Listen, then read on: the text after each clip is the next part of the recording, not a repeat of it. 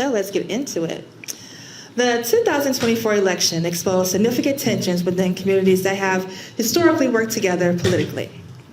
Some voters supported the Uncommitted movement as a moral response to Gaza. Some Black men, including those influenced by what became known as the manosphere, rejected calls to support the Democratic nominee Kamala Harris, and in some cases chose not to vote at all because they felt neither party was adequately addressing their concerns. At the same time, some Black women argued that the stakes of the election required support for Kamala Harris. The stakes were too high, while others questioned whether supporters had sufficiently held the administration accountable for policies and outcomes they viewed as failures. Others embraced conservative candidates and messages, believing they offered a needed alternative to the status quo. But critics, however, argued that the resulting leadership and policy agenda had threatened voting rights, reproductive freedom, and immigrant communities. Looking back, do you believe any of these dynamics contribute to an outcome that many voters did not desire? And as leaders, what would you have done differently to address these tensions, strengthen accountability, and build trust across communities with competing priorities and perspectives? And I'll start with you, Rashida. So I think this is really important to talk about this because I think folks don't realize the Democratic Party rejected a large base of their party. There were people within the Democratic Party that did not feel welcomed, felt rejected, silenced, and shut up. I can tell you personally, and people can either have all they want, but it wasn't necessarily Vice President Harris, but the Democratic Party establishment, whatever you want to call it, did not want somebody like me who said genocide standing next to her. Instead, they campaigned with Liz Cheney. This is something to really I want folks to understand this. It didn't matter who the candidate was. If you're offering crumbs, if you're rejecting, again, the base of a huge Democratic base, you're going to see people not come out in droves. He was able to get his base out, right? But I think the Democratic Party yet fell short. We didn't have a plan. When Biden ran, we had Build Back Better, childcare, housing, everything that you can imagine that people wanted to hear about. But we had the trifecta, and we didn't pass Voting Rights Act, and we didn't pass what we promised we were going to do, and I think that really contributed to it.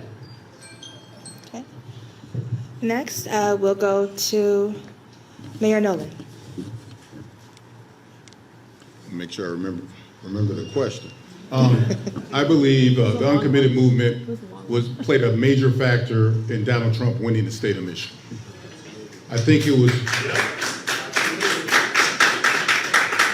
although it was, I empathize with the frustration of the people who were not satisfied with our policy on Israel, which has been the same policy since 1980 under every president. I don't think telling people not to vote for the Democratic candidate was the right way to go, nor did it get us the result we wanted. We know what the result is. We have it right now. You know, and everybody who participated is responsible. I still love you. I still need you to be part of the Democratic Party, but it was just a strategic miscalculation. What I would have done, I would have said, hey, I'm going to support you, Kamala Harris. Let's sit down. We're going to change this policy. And I hope we still change this policy because it needs to be changed. Okay, next, Mr. Hopper? Mr. Hooper. Hooper, okay. I apologize, Hooper.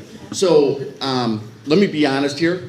I kind of feel like this is a Democratic Party issue right here. And this forum is kind of like the Democrat Party looking at who they want to represent them. So I'm not going to speak to too many of these issues, I guess. So as a Republican, I should thank Representative Tlaib for helping get Donald Trump elected, maybe. I don't know if that's the answer that anybody wants to hear.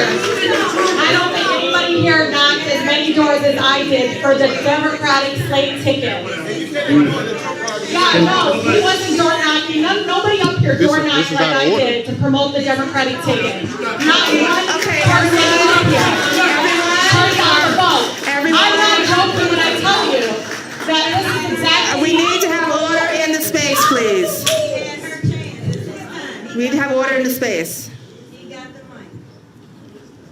Thank you for order. Again, I look forward to being out there on the streets, interacting with people, hearing what your ideas are to make America a better place to live in, not just this year and next year, but really for the next 100 years. And so if you see me out on the streets, I really do want to engage with you. I thank you again for your time to be here, and that's my statement. Thank you.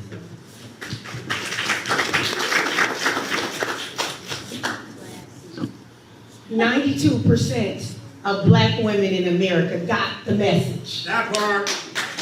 92% of people who have not been served by any of these administrations in the way that we should have been still stood up because we knew the other way was not an option. And so we're in a place now where people who have given and given and given and poured out are tired. I feel like the folks that made the decision to go the other way are living now the ramifications of that horrible miscalculation, and so is the rest of the nation. And so, I was hoping to hear folks say, you know what, maybe we miscalculated. As a leader, as prayerfully the next congresswoman from this district, what you're going to get from me is leadership that can acknowledge when they're wrong. When my actions were not on course for what we ultimately need. So 92% of us got it, and I'm grateful for you. Thank you.